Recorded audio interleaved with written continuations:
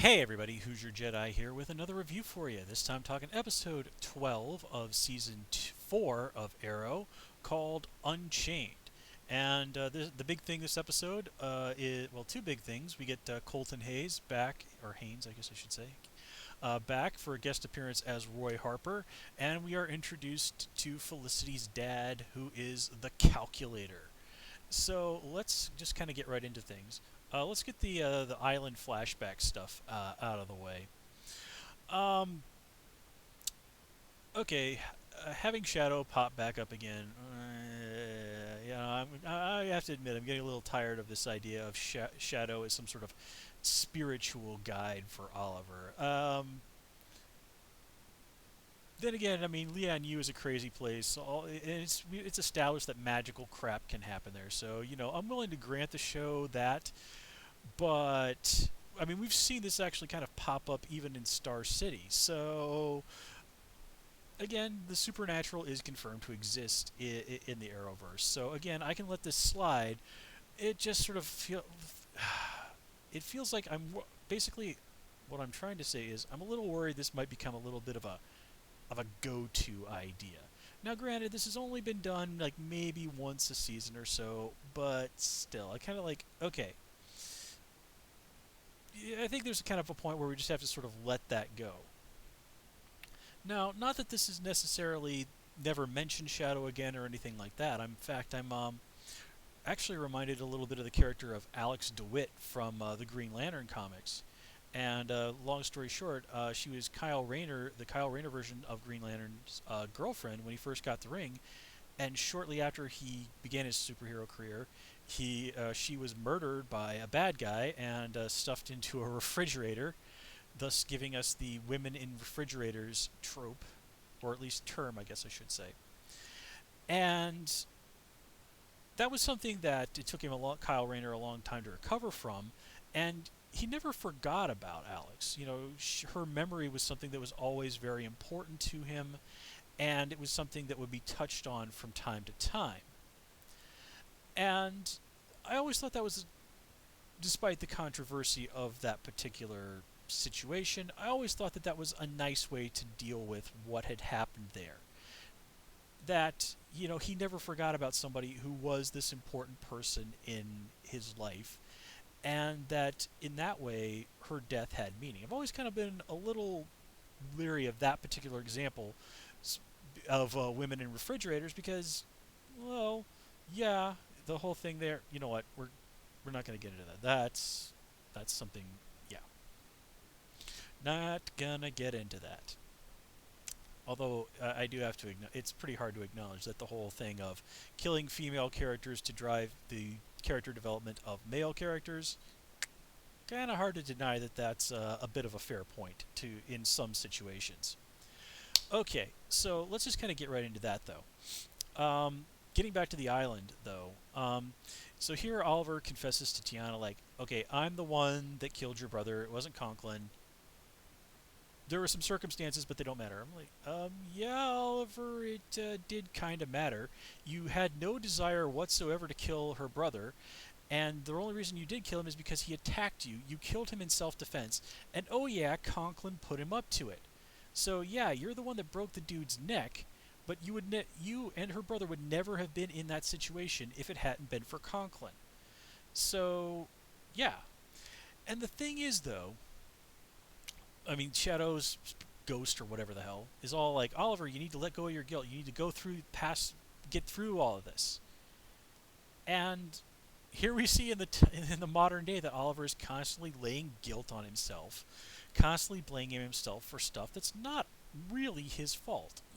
I mean, the characters this episode, as they have many, many times in the past, say to him, Oliver, stop taking the weight of the world on your shoulders. Stop thinking that everything is your fault. So while Oliver apparently moves past that particular instance in the past, he didn't really learn his lesson. But then again, the whole I blame myself for stuff that's not really my fault is just such a go-to bit of characterization for superheroes that I think you have to let a certain level of You have to forgive a certain degree of it. It's just comes with the territory, I suppose, is a good way to put it. And the one other thing that I really didn't like about that whole flashback is when it's over with, Oliver looks down and he sees the frickin' stone in his hand with this. God only knows what that writing is supposed to be. I hate that. It always reminds me of those goofy Christmas episodes of TV shows where somebody has like a that kind of a Christmas Carol kind of dream. They wake up like, oh, thank God, it was just a dream. Nothing really happened. And then there'll be like something in their hand like that reminds them like, oh my God, maybe it really did. Like, really, do we have to go through something that hackneyed? Okay.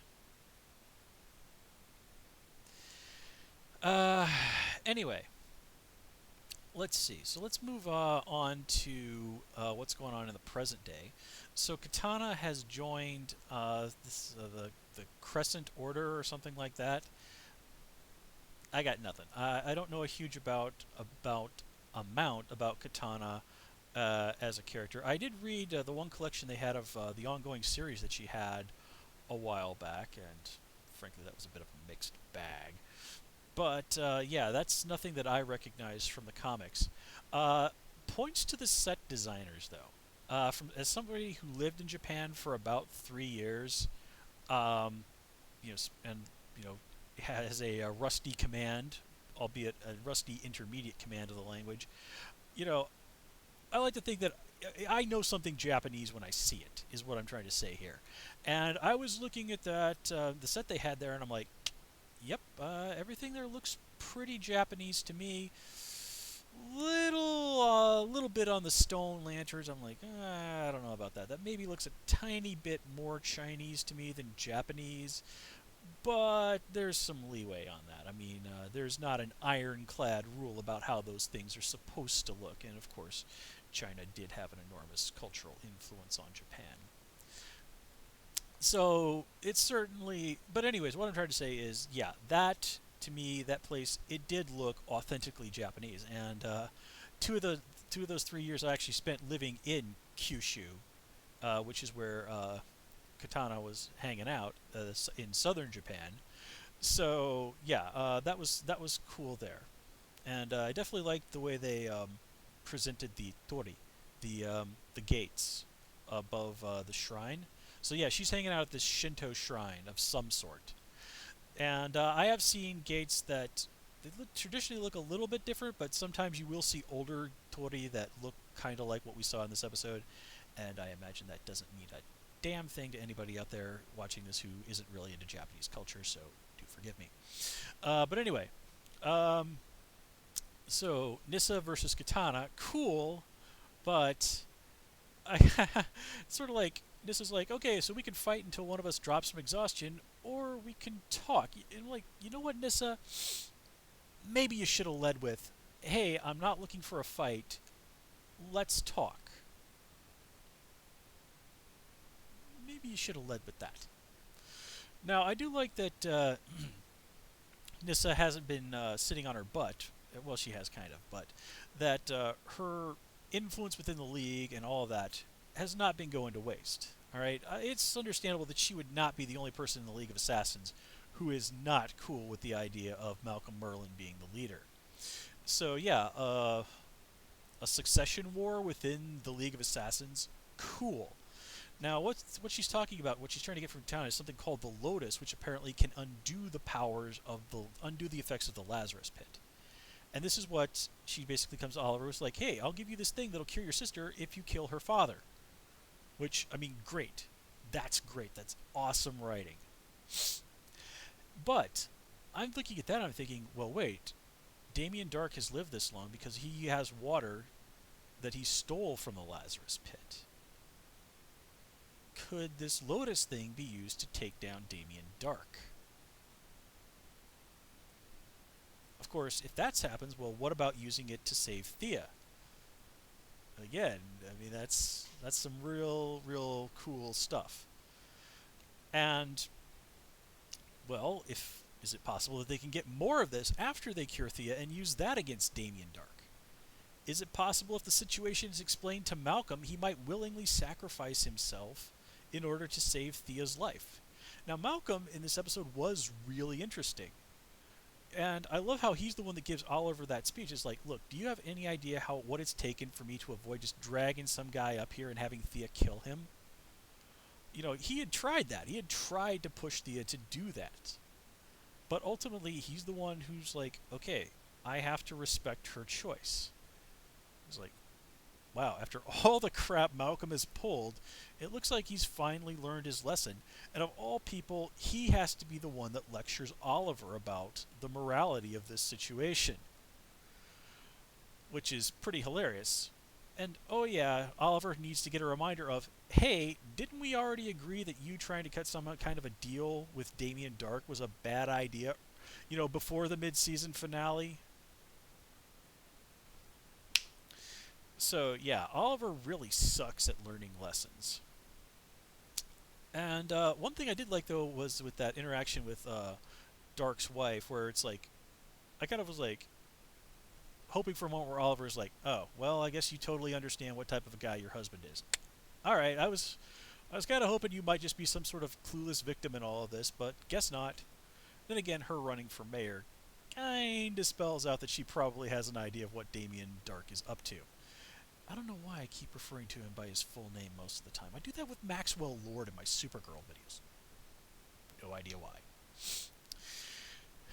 Mostly, I guess, because I think of the name Damian and DC. I think of Damian Wayne from the Batman comics. Plus, as ridiculous as it is, Damien Dark is a fun name to say.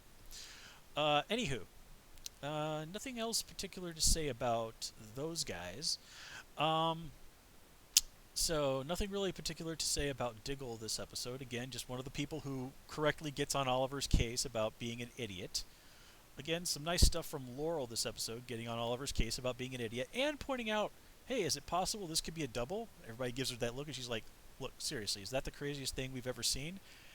And Laurel is absolutely right on that point.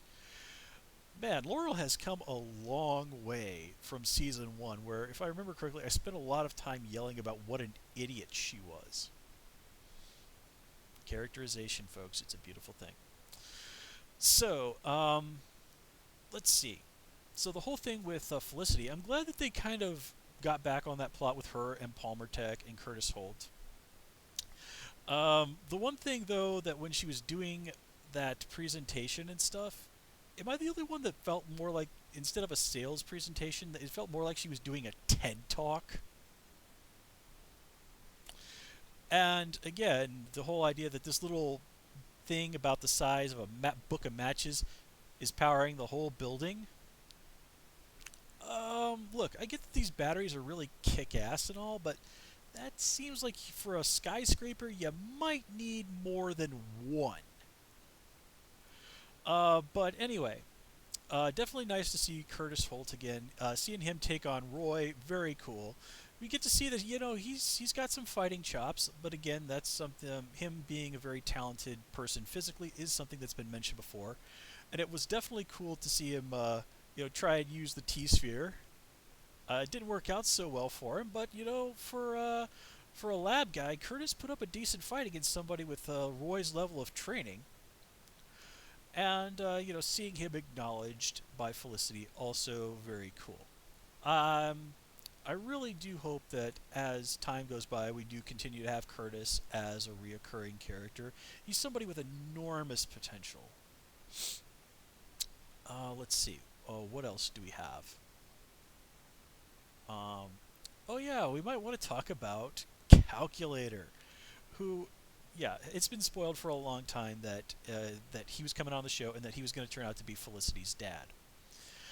Um, Not really a huge amount to say about him. Calculator in the comics is a character I'm somewhat familiar with. He had this one cool shtick where he would answer questions from supervillains, and for like $1,000 a question. That was one of his cool little things, and he was basically evil Oracle if you're familiar with the DC universe.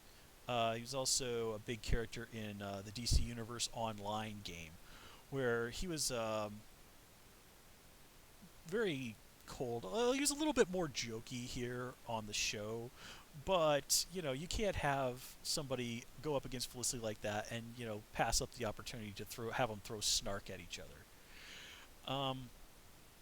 So yeah, very clear that the apple didn't fall far from the tree when it came to Felicity. And now, what's interesting though is that while they may have taken the name Felicity Smoke from the supporting character from the old Firestorm comics, by having her be the daughter of the Calculator, this sort of makes her a bit of a combination of that character and then the character of Wendy White from the Teen Titans comics. Now, Wendy, if you're familiar with DC, you might have recognized her as that being the name of the kid character from the old Goofy Super Friends cartoon. And that's exactly what they did. They took that character and her brother Marvin from that show and made them real characters, decidedly less goofy characters, in the DC universe proper. And it turned out that their father was indeed the Calculator. Then Marvin got mauled to death when Wonder Dog turned evil, which was really, really stupid. And Wendy lost the use of her legs, again, if I remember correctly, by getting mauled to death by evil Wonder Dog.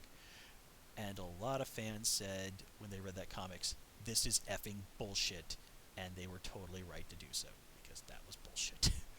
But whatever, in any case, Wendy in the comics sort of went down the same path that Barbara Gordon, aka Oracle, did, only instead of using the name Overwatch, she took on the name Proxy, which makes me think of the weird robot from Star Wars: The Force Unleashed.